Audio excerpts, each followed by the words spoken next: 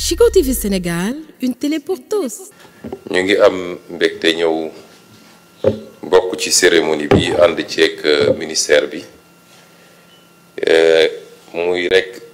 continuité ci li ñu defoon ci mois d'août muy conseil interministériel bu am solo boobu ñu jagle woon ko lépp li nga xam ne day jëm ci yàqanal rawatina yàqanal li nga xam ne mooy énergie te ci biir énergie ñu ràññee ci li nga xam ne mooy courant bi. lu am solo la ci ñaari fànn bi ci njëkk mooy bu dee jataay bi ñu am tey dañ ko jagleel lañuy jëfandikoo ci énergie courant ci biir administration sànq dama laaj ministre bi ne ko 71 milliards yi ñuy wax est-ce que administration centrale dong la wala dañuy jël mboolem administration yi muy administration décentralisée également waaye madame la directrice générale bi muy def présentation tontu na ci laaj bi kon dañ ko jagleel rek di jëm ci administration muy fànn bi njëkk bu am solo ndax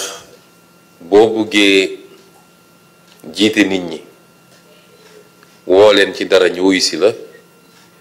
il faut nga njëkk a joxe exemple bi mënuñu bëgg sénégalais yi góorgóorlu ci yaxanal lépp luy consommation de manière générale ba pare ñu gis ñoom ni administration bi nga xam ne ñoom la fi teewal te ñoom ñoo koy financer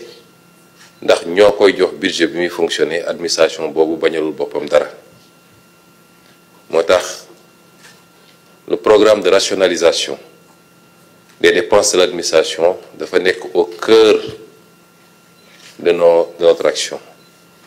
yàq bi ci administration bëri na ñu yàgg koo jooytu ndax nag nekkoon nañu aux fonctionnaires nekk ci biir administration bi 2018 bi may présenté sama livre en tant que candidat à élection présidentielle am na chapitre entier boo xam ne maa ngi ko jagleeloon ci yàq bi nga xam ne am na ci administration muy loo xam ne du lu ma kenn di nettali lu ma teg sama bët la en tout cas fi ma nekkoon di fa liggéey ci matériel bureautique mobilier bi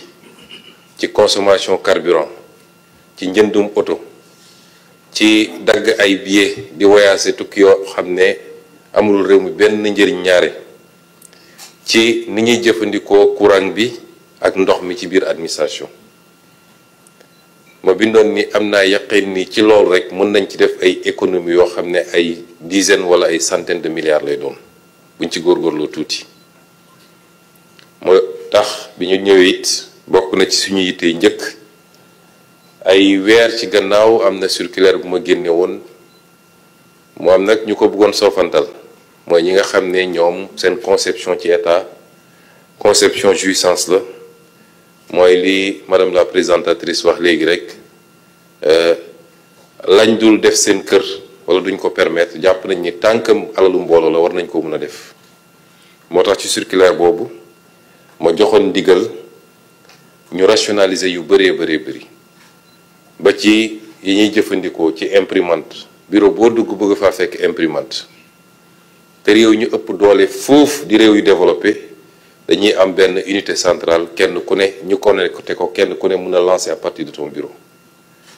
machine à café yeeg frigo bar yeeg yooyu yëpp facteur de consommation yu am solo la te bokk na ci liy yokk consommation administration waaye ci suñu comportement aussi suñuy habitude sànq ministre daf may déey dara ma ne ko yow dafa mel ni dangaa bëgg a anticiper ci li ma bëgg a wax waaye dañuy joxe misaal rek est-ce que salle bi ñu nekk di def waxtaan bi tey waroon nañ fi taal lampe gëm naa ni suñu xëccoon rideau yi rek salle bi leer nañ soxlawul taal lampe ñu ngi 8e étage au mois d'avril à Dakar il fait pas chaud bu ñu ubbi woon fenêtre yi peut-être du jël taal climatiseur ay réflexe la parce que ñun ñoo ne dañuy def des bâtiments intelligents jël bâtiment bi yëpp def ko vert mën na am inconvénient surtout en période d'été parce que vert bi day jàpp tàngoor bi rejeté ko ci biir waaye mun na doon avantage ci période yi ñu ne muy ay réflexe yu ñu war a am man kay ku demoon sama bureau 8e doo fekk climatiseur tàkk fa doo fekk lampe tàkk fa mais loolu réflexe la bu ñu war a am ñun ñëpp parce que ku mu doonoon sa kër nga dugg ci biir kër gi ci waxtu wi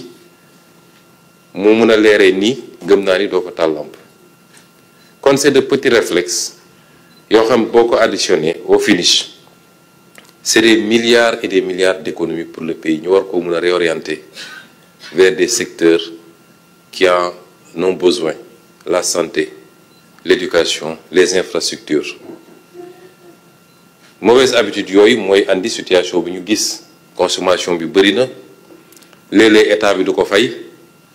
andil Senelec ay problème monsieur le DG du ma weddi ñuy daw ci gannaaw ay factures léeg-léeg ñu ne nañu def ay convention de dette croisée parce que ñoom it amel nañu état bi fiscalité wala leen waaye jàpp naa ni bu ñu xoolaatoon loolu rek bañ koo soofantal dina doon lu am solo bu boobaa nag war nañoo mun a wëlbatiku jàllale ko it ci société bi parce que gëm naa ni kër gu ne war na am un gestionnaire de l'énergie de la maison ñun de bi ñuy nekk ndaw les parents étaient très regardants ci yooyu buñ ñëwaan fekk robinet bu ñu tëjuñu ko bu baax muy tokk-tokkal defe naa ñëpp la ñuy aligné talent bi ba ñu ne kii moo mujjee ci robinet bi la même chose nga ñëw fekk kër gi néeg bu kenn newul lampe bi tàkk wala ñu bàyyi télé bi noonu wala yu mel noonu kon suñ ko defee ci commencé ci administration centrale administration de manière générale liñ ci jublu mooy war a gën a mën a lay bu ñu jàkkaarloog askan wi soññ leen ci habitude yooyu moo tax ñu ngi féliciter madame la directrice générale de l'AME ci liggéey bu rafet bi mu def ak gain yi mu ci commencé am may dalal xelu madame Senghor ne ko ci wàllu yaxanal ak wàllu gestion bu rafet man jigéen ñi laa ci wóolu ba may nekk impôt domaine daan naa wax ni lépp luy contact ak xaalis muy bureau de recouvrement yi su ma doon DG dama koy jox jigéen ñi ndax du ñu randal wala bëriwul te mën nañoo yàqanal bu baax a baax xanaa kay wàññi tuuti rek xew yu rëy yi waaye boo ci génnee loolu jàmbaar lañu loolu mooy premier volet bi ñaareel volet bi nag lii day dugg globalement ci politique énergétique u état bi wax nañ ko waxaat ko et énergie dafa bokk ci l'une de nos plus grandes priorités parce que sans énergie en quantité suffisante en qualité et à coût abordable mënoo développer ab réew amul fenn ci àdduna Sénégal mënul développer wu ak énergie boo xam ne kilowatt heure bi dépassé na 100 francs defe naa war na nekk ay 117 francs monsieur le directeur général nga comparé kook ay réew yi nga xam ne ñu ngi ay 40 francs wala lu ko yées sax fii biir Afrique de l'Ouest am na réew yoo xam ne ñu ngi à 60 francs wala 65 francs investisseur bu war a ñëw bëgg a investir ba defe naa dina jafe mu tànn Sénégal au détriment de ces pays surtout nag bu fekkee yeneen facteurs yi ñuy soxla yépp ëppalewuñu leen ko ëppalewuñu leen ressources naturelles ëppalewuñu leen matières premières ëppalewuñu leen ressources humaines ndax ñun ñëpp ñoo bokk configuration démographique avec des populations majoritairement jeunes qui ne demandent qu'à être formées et à travailler donc énergie day doon un facteur discriminant dans cette compétition tey soo seetee li xew ci àdduna boo gisee réewu Amérique ak seen njiit yu bees di essayer imposer yeneen partenaires yi yenn affaires yi surtout ñi jëm ci Europe bokk na ci li ñu leen gën a ëppale mooy énergie ndax ñoom am nañ seen pétrole seen gaz de schiste war a mun a jaay pétrole à des coûts très faibles je crois que nu mu tuuti y a 1,5 wala 2,5 de différence ci coût énergie bi et comme je dis tout le temps là où se trouve l'énergie se trouve l'industrie se trouve la production les pays d'Asie du Sud-Est l'ont réglé depuis longtemps moo tax ñu mënoon am les délocalisations massives kon ñun ñëpp il faut ñu dëppoo xam ni problème mu énergie du problème mu Sénélec problème mu sénégalais yépp la il faut qu'on réussisse ce pari réussir bi nag plan sur le moyen et le long terme la énergie ça coûte cher benn centrale bu 200 mégawatts nu mu tuuti na la coûter monsieur le DG je crois 200 milliards mënoo ko fa am moins que ça donc ça coûte très cher, c'est des investissements lourds qu'il nous faut planifier par rapport à la situation bi ñu fekk ci réew mi par rapport à la capacité réew mi dans un partenariat public-privé peut-être qu'il faut revoir et rénover parce que li ma wax rek énergie c'est un secteur de sécurité nationale mënoo ko bàyyi ak ay nit ñu koy pamti di xuloo di xeex di tëjante kaso di génn alors que ci jamono jooju les ministères de l'énergie programmé woon pour ñu mun a faire face à nos besoins bañ a nekk dans des situations de délestage fii ak ay weer yu néew il fallait que yenn centrales yi mun a commencer marché tey yéen a ngi gis bateau bee nekk fële solution bu baaxul ci Sénégal fii lañ ko fekk ñuy jaay énergie bi à plus de 110 ou 115 francs le kilowatt-heure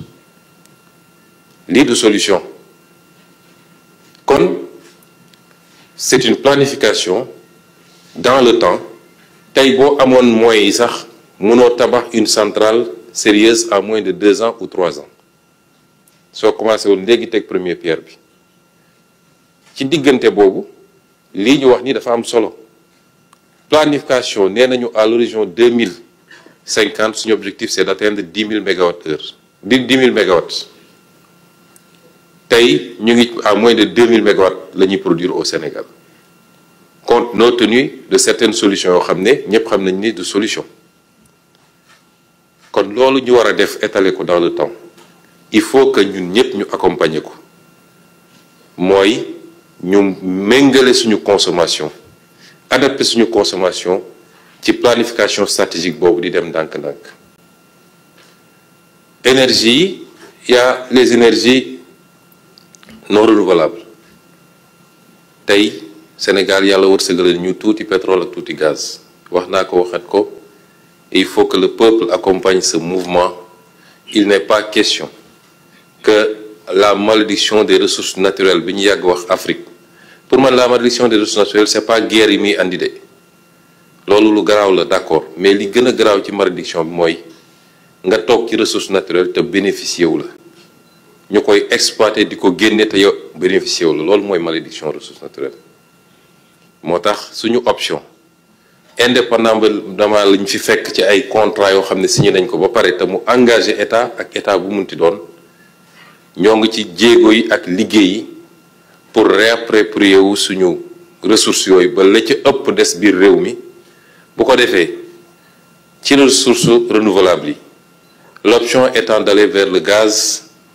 nga xam ne parmi les énergies fossiles je crois que c'est l'une des moins polluantes en tout cas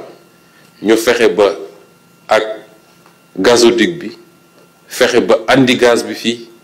la ñu war a bëgg a def lu niroog Ndar énergie Centrale Ndar énergie wala West Africa énergie ñu def ci yeneen ak yeneen yu bari ci réew mi ba am la ñu soxla suñu consommation wala sax ñu excédentaire bu mun a doon un pays exportateur te lu mun a ne la parce que xam ngeen ni ñi la ñu wër yépp ci ay dëkkandoo kenn mënalu ci boppam ci énergie fi mu toll nii mu des les énergies renouvelables par rapport à notre modèle de développement moo doon des énergies propres des énergies en tout cas plus propres que les énergies fossiles ñëpp xam nañ nit du lu yomb a développer parce que soo seetee ci benn critère rek mooy li mu laaj ci superficie su ma juumul pour faire un mégawatt je crois qu'il faut 1 hectare kon tey soo bëggoon def centrale 500 mégawatts il te faut 500 hectares donte léegi am nay technologie yu bees yoo xam ne mun na permettre ñu suspendre ko yu demee noonu waaye ba léegi dina limiter activité yi kon c'est les énergies sur lesquelles nous avons fait nos options am na yu bëri yoo xam ñu ngi ciy liggéey offre yi bëri na ministre bi mu ngi ciy liggéey ànd ceeg DG Senelec ak tous les techniciens waaye gëm naa ni mënul permettre peut-être ci mix énergétique bi à tout casser mën na représenter 25% ou 35% mais ça va être très difficile mu weesu loolu dëgg-dëgg léegi nag planification boobu ñuy def di ci liggéey war ci ànd ak ñëpp fi muy amee solo mooy ñu partager kook askan wi réew balaa muy mun a dox mooy li ëpp ci réew mi parce que ñëpp mënul nekk waaye ñi ëpp ci réew mi bokk gis-gis ci fu ñu bëgg a jëmale réew mi ñu xam lan la loolu laaj ci doxalin ci comportement kenn ku ne la nga ca war a def nga def ko loolu nag mi ngi doore ci lii ñu wax nii ñuy soññ suñu bopp di soññ gouvernement bi di soññ mboolem seen administration waaye du ñu yem ci soññ dinañ ci veiller particulièrement waaye lu weesu loolu ñuy soññ askan wi yépp nag ñu ñëpp ñu ànd góorgóorlu te xam ni sakkanal dafa bokk ci suñu aada dafa bokk ci suñu diine boo jëlee diine islam dañ la daan noo barile walladina ida anfaqu lam yusrifu wa lam yaqturu wa kaana bayna dhalika qawama ñi nga xam ne bu ñuy dépenser duñu xaabaabal waaye duñu nay trop dañuy nekk ci digg doomu bi ñu jàngal ñu ni boo amee lu bari xaaj ko ñett lii nga dundee ko lii nga def ci luy jëriñ nit ñi la ca des nga denc parce que ëllëg mat naa sóoraale épargne ku la ne bokk gëpp dëppoo ak diine non nañu lekk yépp yàlla baax na ëllëg yàlla waxul kenn loolu boo jëlee diine chrétienne même chose bi la wax moo tax boo seetee suñu mbokk chrétien yi liggéey njëkk a gis mooy sobriété humilité doo gis yenn extravagance yi ci nañuy consommer suñuy mag balaa ñuy wax diine ci suñuy aada noonu lañ doon doxee ci ñuy société consommation ñu am ci ànd seeg sobriété kon soo dëppalee li ñu bokk yépp ñun ci culture ak ci diine nga boole ko les réalités socio-économiques et surtout économiques et les enjeux géostratégiques du monde ce que ça nous demande ce que ça nous impose rawatina ñun ñi nga xam ne réew yu ndóol lañ mooy ñuy góorgóorlu sur nos habitudes de consommation vivre en fonction de nos moyens et pas au-dessus te loolu bu ñu ko defoon defe naa tey du ñu toog naan am nañu dette cachée de 7000 milliards ci réew mi wala lu ko ëpp kon ñu ngi leen di gërëm di leen sant asalaamaaleykum. Chico TV Sénégal, une télé pour tous.